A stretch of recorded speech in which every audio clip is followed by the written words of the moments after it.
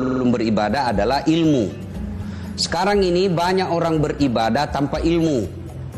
Ini tentu berbahaya, apalagi di tengah wabah seperti ini. Beribadah itu tidak boleh memakai perasaan. Beribadah harus berdasarkan ilmu. Tidak boleh kita berkata, kasihan masjid, sepi nih kasihan. Masa Ramadan tidak ada penghuninya masjid? Ini bawa perasaan tanpa ilmu. Nah, banyak sekarang tetap ngotot ke masjid, bahkan ngamuk, marah-marah sama polisi dan tentara gara-gara mau masuk tarawih dihalang-halangi. Ini beribadah berdasarkan perasaannya, bukan berdasarkan ilmu. Saudaraku, sebangsa dan setanah air, seiman dan sekeyakinan, beribadah itu berdasarkan ilmu. Dan ilmu ini sudah difatwakan oleh Majelis Ulama. Majelis Ulama itu terdiri dari beberapa komponen, ormas-ormas Islam, orang yang ahli di bidangnya. Di dalamnya ada ahli bahasa, di dalamnya ada ahli fikih, di dalamnya ada ahli filsafat, di dalamnya ada ahli tasawuf, di dalamnya ada ahli tafsir, di dalamnya ada ahli hadis. Mereka bersidang, bukan membawa perasaan, berdasarkan kajian keilmuan yang mereka miliki. Lalu mereka mengeluarkan fatwa. Nah, sekarang ada masyarakat awam yang tidak pernah belajar sejarah Nabi, tidak pernah belajar sejarah Islam, tidak pernah belajar sejarah hukum Islam, tidak pernah belajar fikih. Mereka tiba-tiba mengatakan, masa kau lebih takut kepada corona daripada kepada Allah? Ini kedengaran logis, tapi tidak berdasarkan kajian ilmu. Gira beragama baik, tapi harus disertai dengan kedalaman ilmu.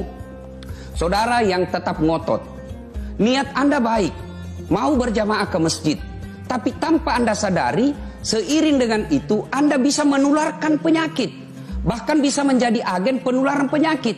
Bayangkan kalau orang soleh, gara-gara kelakuan Anda yang membawa penyakit kepada orang yang baik tadi ini, siapa yang tanggung nanti di akhirat? Kalau soal fatwanya Majelis Ulama, ternyata kita tidak karena masjid Ramadan kali ini, karena fatwa mengikuti Majelis Ulama, mengikuti pemerintah. Siapa yang tanggung dosa dan kesalahannya? Bukan kita, bos. Siapa yang tanggung? Ini semua Majelis Ulama. Jadi tidak usah cemas. Yang tanggung kalau kita salah dalam mengambil keputusan ini bukan pribadi kita. Siapa yang tanggung? Majelis Ulama. Maka tidak usah cemas. Beribadahlah. Ingat, yang ditutup sekarang masjid tidak menutup kebaikan. Yang ditutup sekarang rumah-rumah ibadah bukan tempat-tempat kebaikan. Bukan kebaikan-kebaikan. Saya ulang, yang ditutup adalah masjid-masjid, tapi kebaikan-kebaikan tetap terbuka. Silahkan beribadah, silahkan berbuat baik, tetap di masjid saja. Apa yang kurang? Anda mau berjamaah?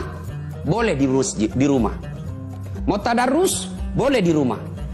Mau zikir? Boleh di rumah. Baca doa? Boleh di rumah. Yang jadi masalah cuma dipindahkan tempatnya. Dan hakul yakin tidak mengurangi nilai keutamaannya. Malah saya sangat yakin berdasarkan ilmu yang saya miliki, saya sangat yakin kalau saya beribadah di rumah karena niat memutus mata rantai penularan COVID ini, itu lebih mulia daripada saya ke masjid yang bisa membawa kemudaratan bagi orang lain atau diri saya dan keluarga. Saudaraku, beribadah di rumah saja. Ya, tidak usah kita galau dan cemas kenapa mesti sepi masjid. Kurang apa ilmunya Saudi? Kurang apa ilmunya Mesir? Mereka sudah mengeluarkan fatwa untuk tarawih di rumah saja. Dan ingat saudara, zaman Nabi Rasulullah SAW tarawih di rumah saja, 3 hari saja tarawih beliau di masjid. Selebihnya di rumah. Nanti setelah Umar bin Khattab yang membuat keputusan untuk tarawih di masjid. Untuk apa? Menandakan adanya syiar Islam. Nah, sekarang syiar itu sunnah, sementara memelihara keselamatan jiwa itu wajib. Asas fikih ketika ketemu antara wajib dengan sunnah, sunnahnya gugur, wajibnya harus kita laksanakan. Memang ada faedah dalam kebaikan-kebaikan ke masjid, tapi karena ada mudarat dalam asas fikih, ya. Dengar asas fikih, apabila ada mudarat di dalamnya, faedah harus kita tinggalkan. Berjamaah di masjid ada faedahnya, tapi karena ada mudarat di dalamnya, faedah ditinggalkan. Baik, Ustaz. Sekali lagi melakukan ibadah-ibadah baik itu pun ibadah mahdoh atau ghairu mahdoh tetap tidak mengurangi maslahat dan kebaikannya walaupun itu dilakukan di rumah, Ustaz ya. Ya. Saya kira kalau saya ambil sisi positifnya, ya. Selama ini kita tarawih di masjid, bahkan kadangkala anak-anak remaja ndak tarawih, cuma dia bilang kalau di sini dia bilang tarawih kelilingnya dia dapat, tarawihnya dilupa. Ini saatnya bapak ajak tarawih anaknya di rumah. Ya, sudah itu kalau tahun-tahun lalu kan tarawih keliling dilanjut dengan sahur on the road, ndak tahu dari mana mereka belajar, ya. Nah, saat inilah kita mau fokuskan ibadah di rumah. Subhanallah, kebaikan-kebaikan bisa dilakukan di rumah. Ya, Ustaz, sepanjang sejarah Islam diturunkan 14 lalu melalui Rasulullah Muhammad SAW, sudahkah pernah terjadi pandemik semacam ini di tengah puasa Ramadan semacam itu, Ustaz? Pernah terjadi wabah zamannya Umar bin Khattab. 18 Hijriah, artinya 18 tahun setelah hijrahnya Nabi dari Makkah ke Madinah. Pada saat itu Umar bin Khattab jadi presiden.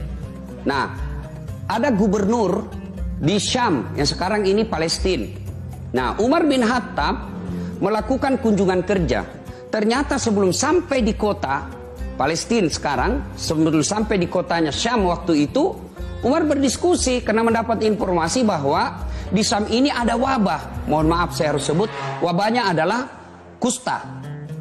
Nah, waktu itu Umar berdiskusi, dia singgah lalu tidak makan masuk ke dalamnya. Ya, Abu Ubaidah komplain, gubernur waktu itu. Beliau katakan, "Ya Umar, apakah kau menghindari dan lari dari takdir Allah?" Umar berkata, Abu Ubaidah lah kalau bahasanya di Makassar kau dulu, kasih tahu kau. Kau punya kambing. Ada 2 lahan. Satu lahan subur, satu lahan tandus. Mana kau pilih? Ya, kau masukkan ke lahan tandus itu takdir. Kau masukkan ke dalam lahan yang subur juga takdir. Tapi sebagai orang beriman dan berilmu, saya tidak akan masukkan ke lahan tandus, tapi saya akan masukkan ke lahan yang subur. Ini ada takdir Allah juga, tapi kita punya akal untuk memilih mana yang baik.